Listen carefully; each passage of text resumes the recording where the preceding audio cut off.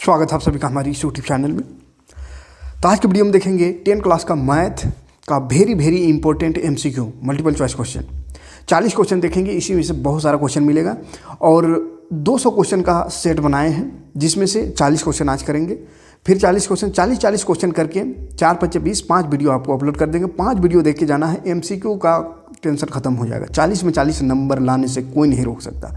और बीच बीच में सब्जेक्टिव भी कर देंगे, ठीक है। 4 वीडियो या 5 वीडियो रहेगा MCQ का, बाकी सब्जेक्टिव का। सब वीडियो देख लीजिएगा, उसके बाद देखिएगा पूरा 100 में से 95 तो आ ही जाएगा। और जो पूरी तरह से बढ़िया से तैयारी किए होंगे, पूरा क्लास मेरा किए होंगे, और अभी जो बाकी वीडियो भी देखेंगे 1-2 दिन में, जितना भी वीडियो अपलोड करेंगे 5 से 6 वीडियो, सारा वीडियो देख लीजिएगा। 100 में 100 भी ला सकते हैं, कोई हार्ड नहीं है, ठीक है। तो चलिए शुरू करते हैं। अभाज्य गुणनखंडों का गुणनफल के रूप में लिखिए। इस तरह से कोई भी क्वेश्चन रहेगा, इसका अभाज्य गुणनखंड के गुणनफल के रूप में लिखने को कहेगा। तो अभाज्य गुणनखंड के गुणनफल के रूप में लिखने के लिए क्या करना होता है, थोड़ा सा एक सेकेंड, हाँ देखिए 3 8 2 5 इसका करना है। ऐसा अभाज्य गुणनखंड कर देना है। 5 होगा, 5 × 7 = 35, 36 × 37 = 3 गया 32 को 5 × 36 और 5 × 5 = 25। फिर हो जाएगा 5 से 5 × 5 2 7 5 × 5 = 25 5 × 15। फिर होगा 3 से 3 × 5 = 15 3 × 1 = 3। फिर 3 से होगा 3 × 1 = 3 3 × 7 = 21। फिर 17 को इसी से होगा। तो देखो 5 2 बार 3 2 बार और 1 17। तो 5 2 बार 3 2 बार और 1 17 पहला नंबर ऑप्शन में है, तो पहला टिक लगा देना है, ठीक है। चलिए अगला देखते हैं। दूसरा क्वेश्चन है, किसी पूर्णांक m के लिए प्रत्येक सम संख्या का रूप क्या होगा। तो सम संख्या में देखो 2m होगा, बाकी में देखो यहाँ m है खाली, यहाँ m 1 है तो 1 और यहाँ भी 1 है, तो ये सम संख्या नहीं। सम संख्या में 2m होगा, ठीक है। विषम संख्या रहता है तो +1 होता है। 35/50 का दशमलव प्रसार क्या होगा, शांत होगा कि अशांत होगा, वो बताना है। तो उसके लिए क्या बोले, हर 50 है, इसको गुणनखंड कर देना है। अगर इसमें 10 या 2 आए, 10 या 2 या दोनों आए, 10 और 2 या दोनों, 10 या 2 नहीं 5 ही समझिए ना, या 5 या 2 आए या दोनों आए, 5 या 2 या फिर दोनों आए गुणनखंड में तो शांत है, अदरवाइज अशांत। तो 5 का इसका करेंगे गुणनखंड 50 का, तो 5 है 50 5 दूनी 10। देखो 5 और 2 आ रहा है, तो 5 और 2 आ रहा है, यानी 5 दूनी 10 बन सकता है, इसलिए ये शांत है, ठीक है। तो हर को खाली गुणनखंड करके देखना है। अगर सिर्फ उसमें 5 और 2 आ रहा है, इसके अलावा कुछ नहीं आ रहा है कोई तीसरा, तो समझ लेना है वो शांत है, अदरवाइज अशांत। किस प्रकार का संख्या है ये बताना है। ये तो रूट में होगा, वो तो रूट टूटे तो परिमेय, ना टूटे तो अपरिमेय। तो रूट 5 है तो रूट 5 नहीं टूट सकता, तो ये अपरिमेय है। बहुपद x² - 9x + 1 शून्यकों का गुणनफल 8 है, तो इसके शून्यक क्या होगा ये बताना। शून्यकों का गुणनफल 8 दिया हो। शून्य गुणनफल क्या होता है, अल्फा गुणा बीटा बराबर फॉर्मूला क्या होता है, C/A। C/A फॉर्मूला होता है जो कि दिया हुआ है 8, तो बराबर 8 कर दो, नीचे कुछ नहीं थे 1 लगा दे, ठीक है। या ऐसा कर सकते C यहाँ देखो A B और यहाँ C है, C तो C की जगह A है बटा A में यहाँ पे कुछ हो नहीं तो 1 है, 1 लगा देंगे बराबर 8/A। तो देखो A ऊपर में 8, तो A बराबर क्या हो जाएगा 8, ठीक है। तो इसके शून्य क्या है बोला है, शून्य क्या है, तो A आ गया 8, ये 1 आ गया 8, ठीक है। शून्य A पहले निकालना होगा, तो A 8 आ गया। अब शून्य क्या होगा वो निकालना है, तो शून्य पहला और लास्ट को गुणा करके शून्य निकालेंगे, तो शून्य का आ जाएगा 1 और 8, ठीक है। अगला क्वेश्चन है, थोड़ा सा जूम करना, हाँ। यदि अल्फा बीटा बहुपद x² + 2x + 1 के शून्यक है, तब 1/α और 1/β कितना होगा। तो अल्फा बीटा शून्यक है, तो 1/α और 1/β क्या होगा वो हमको बताना है, ठीक है। तो अल्फा देखो 1/α है प्लस 1/β निकालना है। तो इसको अगर थोड़ा सा जोड़ दें तो ऊपर हो जाएगा ये बीटा, ऊपर जाके बीटा का बीटा प्लस अल्फा, इस तरह से होगा, नीचे अल्फा गुणा बीटा, ये हो जाएगा, ठीक है। इसी को और अच्छा से लिखे तो alpha plus beta by alpha beta, भिन्न जोड़ किए हैं बस, तिरछा तिरछी गुणा, ठीक है। तो alpha plus beta by alpha beta ये हमको निकालना है। तो अल्फा प्लस बीटा का फॉर्मूला क्या होता है, -b/a। तो अल्फा प्लस बीटा -b/a लिख देंगे। अल्फा गुना बीटा का फॉर्मूला होता है c/a, तो लिख देंगे c/a। अब देखो -b में है 2, प्लस में तो -2 हो जाएगा बटा a में कुछ नहीं है तो 1, तो 1 हो गया। फिर से बटा c देखो लास्ट वाला होता है c, तो c है 1 बटा a है 1, तो 1 का 1 ये सब तो 1 कट गया, बच गया -2, तो -2 हो जाएगा आंसर, ठीक है। अगला क्वेश्चन, ये वाला क्वेश्चन बहुत ही आसान क्वेश्चन। px के शून्य कोई संख्या निकालना है, तो x जो है x अक्ष वो कितना बार कटा, 1 2 बार कटा है, तो 2 इसका आंसर हो जाएगा, ठीक है, 2 आंसर।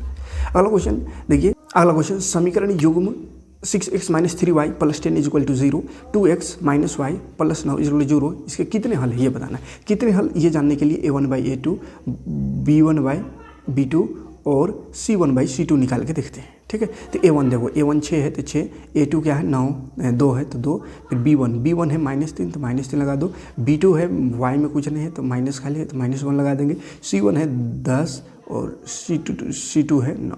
अब देखो 2 3 6 कटा, ये माइनस से माइनस कटा तो बच गया 3 और यहाँ भी 3, तो 2 बराबर है और अगला वाला तो 10/9 है, तो ये बराबर नहीं है। तो देखो एगो बराबर है एगो नहीं है, पहला और दूसरा बराबर है a1/a2 बराबर है b1/b2, लेकिन c1/c2 बराबर नहीं है। तो ऐसा जब होता है a1/a2 बराबर बट a1/a2 बराबर b1/b2 लेकिन c1/c2 बराबर ना हो तो इसका कोई हल नहीं होता है। अगर तीनों बराबर रहता तो अनेक हल होता, और अगर शुरुए वाला बराबर ना रहता तो अपरिमित रूप से एक हल होता। ठीक है, अगला क्वेश्चन में ये फिर से वैसे ही क्वेश्चन उसी चैप्टर से, तीसरे चैप्टर से, इसका रेखा कैसा होगा वो बताना है। तो उसको भी जानने के लिए a1/a2, b1/b2 और b1/b2 और c1/c2 निकाल के देखते हैं। ठीक है, तो a1 है 9, a2 है 18 तो 9/18, b1 है 3, b2 है 6 और 12 है c1 और 24 है c2। तो देखो 9 दूनी 18 हो गया, 3 दूनी 6 हो गया, 12 दूनी 24 हो गया। देखो सब में 1/2 1/2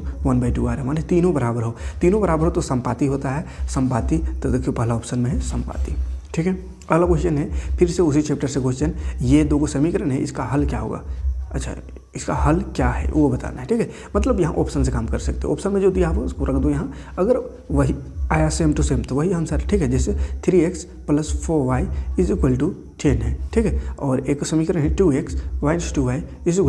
अब देखो x में अगर 2 रखते हैं तो 3 और x यहाँ देखो 3x तो 3 और 2 रखेंगे, 3 2 तो 3 दूनी 6 हो जाएगा यहाँ, +4 y में 1 है तो 4 × 4 बराबर है 10। तो देखो 6 और 4 10, इधर भी 10 बराबर आया, तो सही है पहला।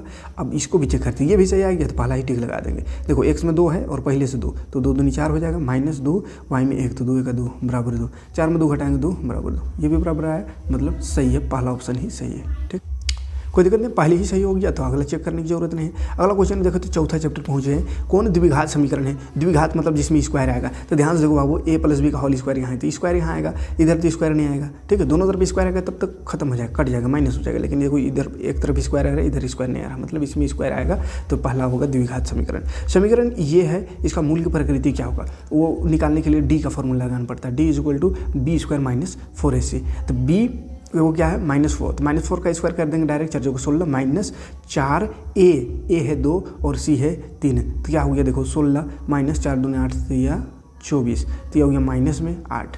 -8 आया मतलब कोई वास्तविक मूल्य नहीं होगा, माइनस में रहेगा तो कोई मूल्य वास्तविक मूल्य नहीं, प्लस में आएगा तो लिखेंगे वास्तविक और अनइक्वल मूल्य होगा, मतलब असमान मूल्य होगा। और अगर बराबर 0 आता डी तो लिखते वास्तविक और बराबर मूल्य। ठीक है, अगला क्वेश्चन में आते हैं, यदि द्विघात समीकरण ये दिया हुआ है, इसका एक मूल्य भी 4 है तो k का मान निकालना है। ठीक है, मूल्य इसमें दिया हुआ है। ठीक है, मूल्य निकालना है, तो ये थोड़ा सा लंबा बनेगा, जगह देखते हैं, चलिए बनाते हैं। देखिए मूल्य यहाँ दिया हुआ बाबू 4 एगो मूल्य है ना, तो मूल्य का फॉर्मूला क्या होता है, देखिए x बराबर होता है -b + तो एक मूल्य दिया हुआ है तो प्लस वाला खाली लेके चलेंगे। ठीक है, √100 b² - 4ac/2a ये होता है। ठीक है, जो कि दिया हुआ है, कितना दिया हुआ है वो 4, तो 4 लिख देंगे।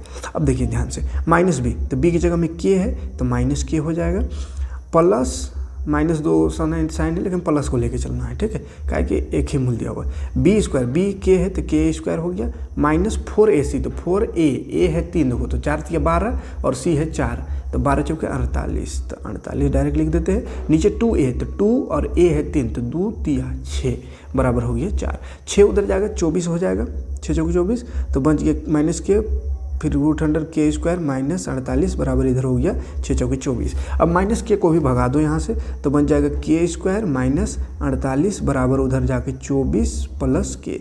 अब रूट जो है, रूट को बराबर से उधर ले जाते हैं तो स्क्वायर हो जाता है, 24 + k का होल स्क्वायर हो जाएगा, यहाँ से रूट हट जाएगा k² - 48। ठीक है, अब इसका स्क्वायर करते हैं, देखिए ध्यान से के स्क्वायर तो रह जाएगा -48। अब देखो a प्लस बी का होल स्क्वायर आ गया यहाँ पे, a स्क्वायर हो जाएगा plus B square plus 2a भी होता है, तो 2a है 24, तो 24 और 2 24 दूनी का हो गया 48 और है k, तो 2a भी हो गया। ठीक है, अब देखो 48 के स्क्वायर से के स्क्वायर कट जाएगा, के स्क्वायर से के स्क्वायर, तो बच गया क्या, उसको इधर लिखते हैं हम -48 बच गया इधर, और उधर बच गया 24 का स्क्वायर, तो 24 का स्क्वायर होता है 576, तो 576 लिख दिए। उसके बाद बच गया प्लस 48 के। अब सबको एक तरफ कर देते हैं, या हाँ 48 के, ठीक है। अब 48 को या 576 को इधर ले आओ, तो क्या हो जाएगा,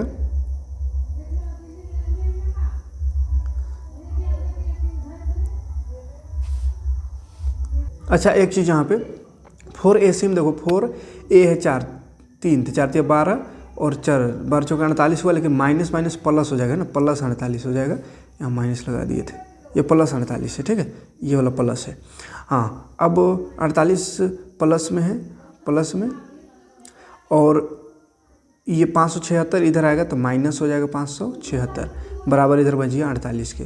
अब 576 में 48 घटाएंगे तो कितना हो जाएगा, 16 में 8 घटाएंगे 8, यहाँ 6 में 4 घटाएंगे 2, और यहाँ बच जाएगा 5, 528 हो जाएगा। ठीक है, 528 48 गुना में है तो भाग में हो जाएगा, तो 548 को 48 भाग देंगे तो 4 से कटेगा, 4 का 4 4 दूनी 8, 4 1 4 4 दिया 12, 4 दूनी 8, 132, फिर 12 नीचे बच गया 132/12, तो 12 का 12, 12 का 12, देखिए 11 आंसर आ गया। और चूंकि माइनस में है तो माइनस आंसर हो जाएगा, बड़ा माइनस है इसलिए माइनस में। ठीक है, तो -11 हो जाएगा आंसर, देखो पहला ऑप्शन। तो ये थोड़ा लॉन्ग क्वेश्चन, इतना लंबा क्वेश्चन को ऑप्शन में नहीं देना चाहिए, लेकिन दे दिए, चलिए कोई बात नहीं। द्विघात समीकरण, अगला क्वेश्चन द्विघात समीकरण है ये, इसका विविक्तर क्या होगा, तो विविक्तर माने डी होता है, तो डी क्या होगा, तो बी स्क्वायर -4ac होगा, तो डी स्क्वायर -4ac कर देते हैं, बी स्क्वायर -4ac, तो बी है 5, 5 का स्क्वायर 25 -4ac, 4a है 3, c है 2, तो हो गया देखो 25 माइनस 4 या 12 दूनी 24, तो 25 - 24 करेंगे तो एक आंसर हो जाएगा। ठीक है, दूसरा ऑप्शन सही हो गया। अगला क्वेश्चन है समांतर श्रेणी, इस क्वेश्चन 5वां चैप्टर से। समांतर श्रेणी ये है, इसका सार्वंतर क्या होगा, सार्वंतर निकालना है। ठीक है, सार्वंतर, तो सार्वंतर क्या होगा, तो a2 - a1 होता है, तो a2 है -1, फिर -a1 है 1, तो माइनस माइनस प्लस 2 हो जाएगा -2। ठीक है, तो -2 आंसर हो गया। अगला क्वेश्चन है 3 अंक वाली कितनी संख्याएं 7 से विभाजित है, 7 से विभाजित कितनी संख्या होगा 3 अंक वाला, वो हमको बताना है। ठीक है, तो यहाँ आराम से काम कर सकते हैं ऑप्शन से 7 से काट के देख, 7 का 7, 5 56 हुआ, 7 8 56। अच्छा, ये दूसरा टाइप का, वैसा नहीं हुआ, कितनी संख्या माने क्या गो संख्या 7 से कटेगा वो बताना है। ठीक है, 3 अंक वाला, तो 3 अंक वाला सबसे पहले संख्या लेंगे जो 7 से कटेगा, तो 100 है 3 अंक वाला सबसे छोटी संख्या जो कि 7 से नहीं कटेगा, 101 भी नहीं कटेगा, 102 कटेगा, 101 कटेगा शायद, 7 का 7 8 9 10 नहीं कटेगा, 105 कटेगा, 7 का 7 7 3 के 35 7 5 35, हाँ 105 कटेगा, तो 105 सबसे पहला हो गया, फिर 105 में 7 जोड़ देते 112, 7 5 12, 112 भी कटेगा, फिर 100 इसमें 7 जोड़ देते 119 भी कटेगा। तो इस तरह से करते हुए लास्ट 3 अंक वाला संख्या लास्ट कितना होता है 999, तो 999 7 से नहीं कटेगा, 998 को काट के देखेंगे, 7 से कटेगा ये, 7 का 7 8 9 7 चौका 28 29 नहीं कटेगा, कितना कौन कटेगा 7 से, तो 997 भी नहीं कटेगा, 97 काट के देखते हैं, 997 7 का 7 8 9 2 गया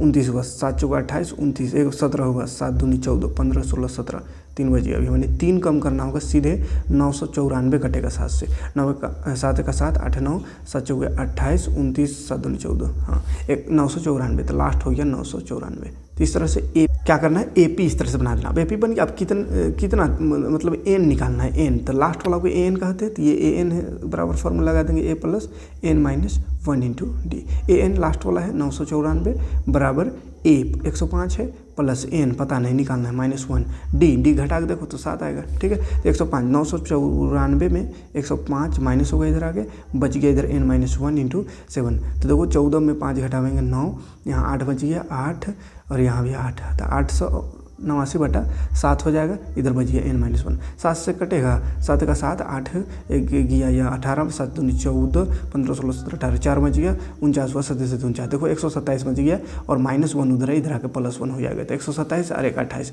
तो 128 आंसर हो जाएगा। तीसरा ऑप्शन में दिख रहा है 128, ठीक है, 128 तीसरा ऑप्शन में।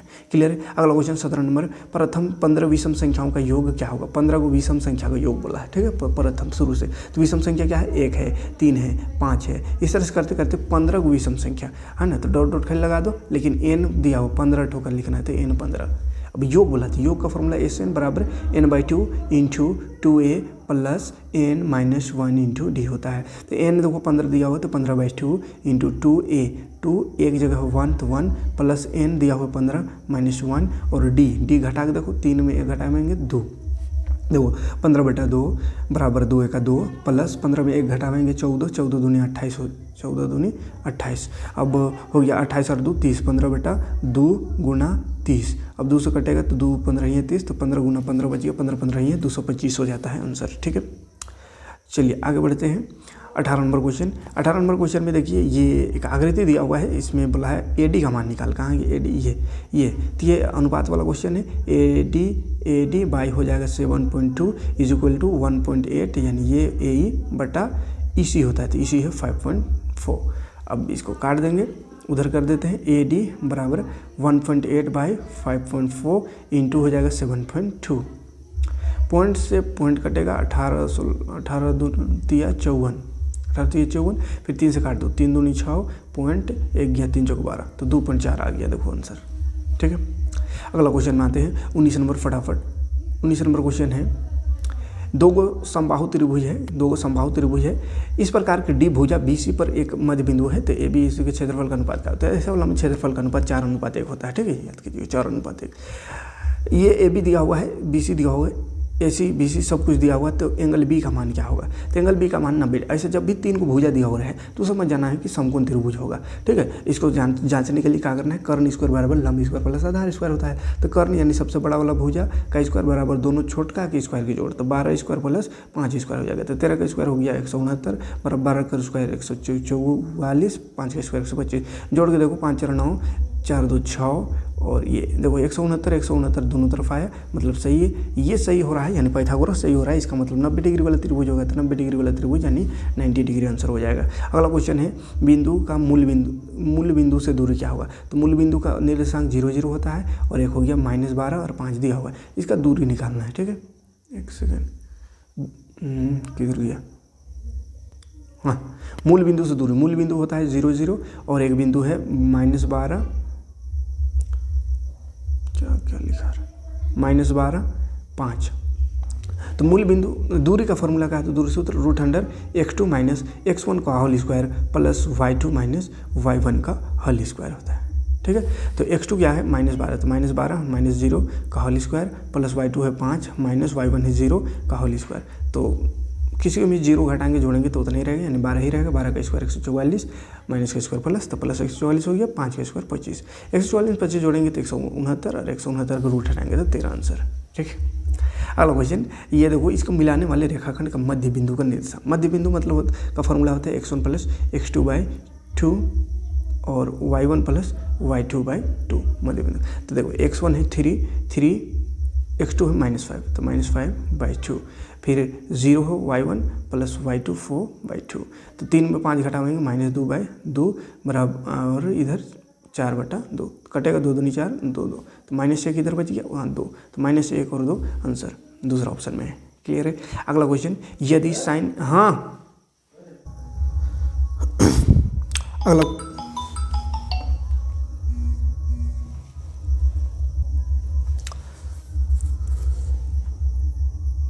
अगला क्वेश्चन है, साइन ए बराबर 3/4 है, तो कोसे का मान क्या होगा?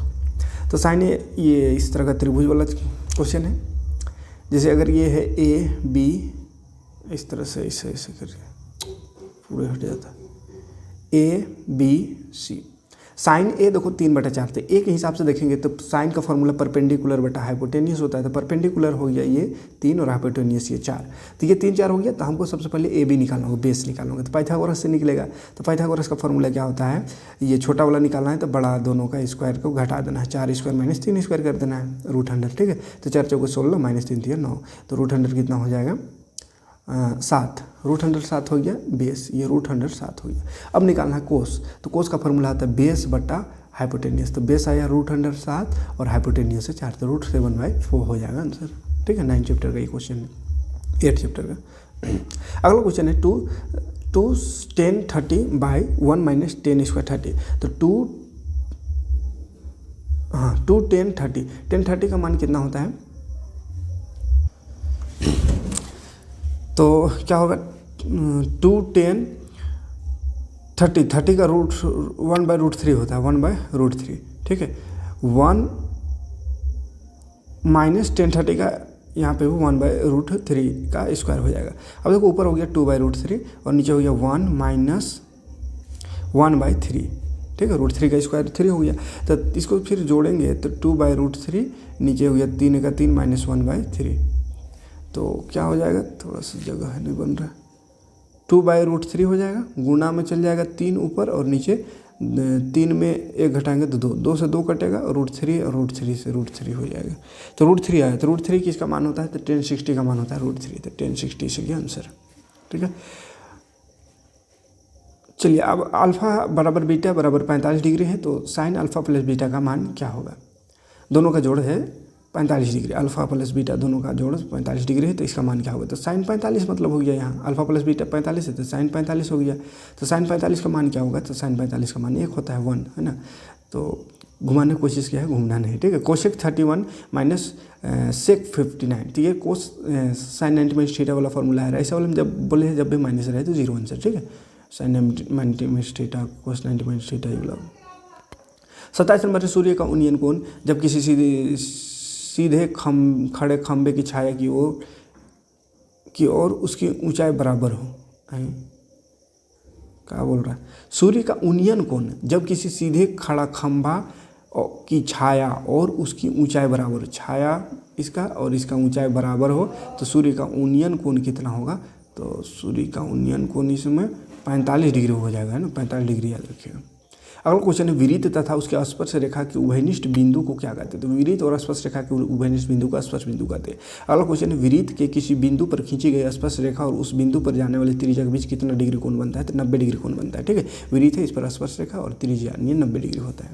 अगला क्वेश्चन है विरित के केंद्र से 13 सेंटीमीटर दूर स्थित ए से विरित पर खींची गई स्पर्श रेखा की लंबाई 12 है, तो विरित की त्रिज्या क्या होगा, ठीक है। देखो ये विरित है, केंद्र है, यहाँ पे कोई बिंदु है, वहाँ से कोई एक स्पर्श रेखा खींचा गया है, तो कितना दूरी पर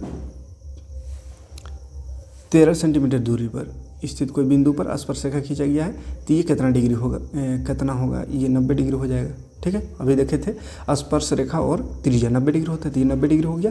तो बोला है स्पर्श रेखा की लंबाई कितना है 12 है, तो त्रिज्या कितना होगा, तो देखो पाइथागोरस लगा देना है। पाइथागोरस लगाने के लिए 12 का स्क्वायर माइनस कर 13 का स्क्वायर माइनस 12 स्क्वायर कर देंगे, ठीक है।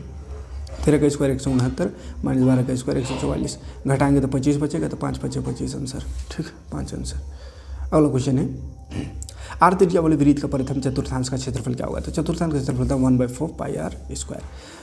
31 नंबर 32 नंबर क्वेश्चन है आर त्रिज्या वाले वृत्त की उस चाप की लंबाई क्या होगी जो केंद्र पर थीटा कोण अंतरित करती है। चाप की लंबाई बताए हैं πr/θ/180, लेकिन यहाँ पे ये ऑप्शन नहीं दिख रहा है, यहाँ पे क्या दिख रहा है 2πr/θ/260, तो 2 अगर ऊपर लगा दे तो नीचे भी 2 लग जाएगा, तो गुणा करेंगे तो 18 दूनी 36, तो 2πr/θ/360 ये भी फॉर्मूला होता है। इसी को काटने से आता है 2 × 2 2 8 16 2 2 0 यानी πr/θ/180, ठीक है। तो दोनों एक ही चीज़ है, यानी तीसरा ऑप्शन सही हो जाएगा। 33 नंबर क्वेश्चन है यदि वृत्त का कोई जीवा वृत्त की त्रिज्या के बराबर हो तो केंद्र कोण का मान क्या होगा, तो जीवा और त्रिज्या दोनों अगर बराबर हो, वृत्त की कोई जीवा और वृत्त का त्रिज्या बराबर हो, वृत्त का त्रिज्या बराबर हो और जीवा भी बराबर हो, तो इसका मान क्या होगा, तो जीवा 2 बराबर हो भुजाओं का जो है बराबर, अगर भुजा है सब तो बराबर कोण भी होगा, यानी 60 डिग्री होगा। ठीक है, 60 समकोण त्रिभुज बनेगा तो 60 डिग्री।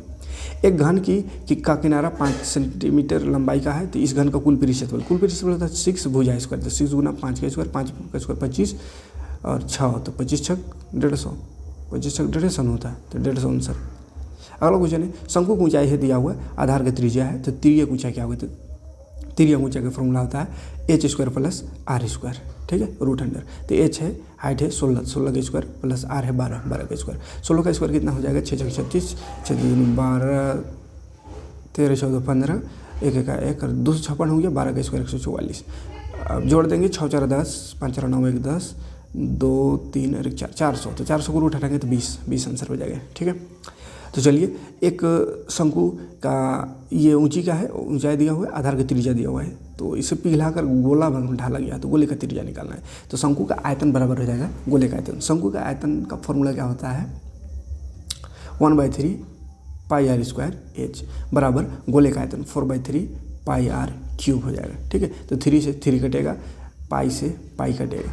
ठीक है, अब आर देखो इधर शंकु का आर कितना है, त्रिज्या 2.1, तो 2.1 गुना 2.1 दो बार लिखा है स्क्वायर, इसलिए ऊंचाई है 8.4 इज इक्वल टू इधर 4 आर क्यूब। आर गोला का त्रिज्या नहीं पता तो आर क्यूब रहने दो। ठीक है, अब देखो ये 4 से काट देते हैं, 4 दूनी 8, 4 का 4, तो 2.1 3 को आ गया, तो 3 को आ गया, तो क्यूब जो है देखो 2.1 गुना 2.1 गुना 2.1 और क्यूब है तो इधर आके क्यूब रूट हो जाएगा।